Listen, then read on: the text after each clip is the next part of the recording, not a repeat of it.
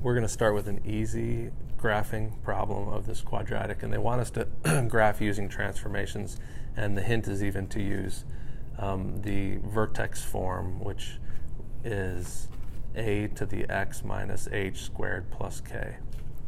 Y equals that. So the way you put a standard form equation into vertex form is by completing the square. Complete the square.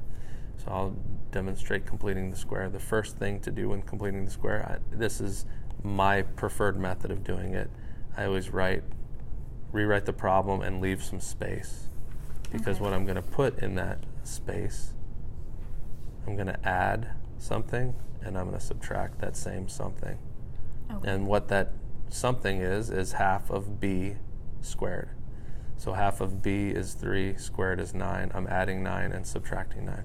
The reason you do that is because now this trinomial is a perfect square trinomial, and it's x minus 3 squared.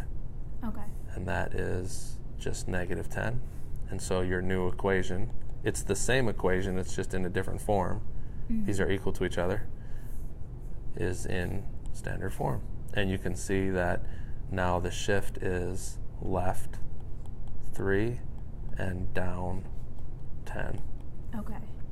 So your graph, your vertex is positive 3, comma, negative 10. I said left 3, that was wrong, so sorry. Your shift is right 3, sorry about that. Your shift is right 3 and down 10. Because it's the h is that, see how that's a negative there, so you're shifting it right 3 and down 10, so your vertex is negative 3, 10, and your graph opens, because it's a positive leading coefficient, it opens up. So your graph is going to be 1, 2, 3, down 10, it's going to open up. And one other thing that's good about putting it in that form is now it's easier to find your x-intercepts as well. Your y-intercept was easier in standard form, it's just negative 1, which I didn't do very good at putting it there. It should be negative 1.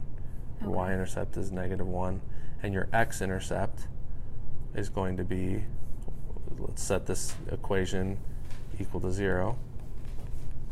Remember, you're going to have 2 x-intercepts, or up to 2 x-intercepts, and in this case you are going to have 2. So I add 10. I take the square root, which means I take plus or minus the square root, and then I add 3. So x equals 3 plus or minus the square root of 10. And notice that here's 3. Square root of 10 is 3 point something, so it's going to be to the right of 6, just barely to the right of 6, and it's going to be just barely to the left of 0, because you're going square root of 10 to the right, square root of 10 to the left, and so that's your graph. So let's go ahead and clean this graph up. Your graph will look like this. That point is 3, negative 10. That point is 0, negative 1. This point is 3 minus the square root of 10. That right there is 3 minus square root of 10. And this over here is 3 plus the square root of 10. So your graph will be something like that.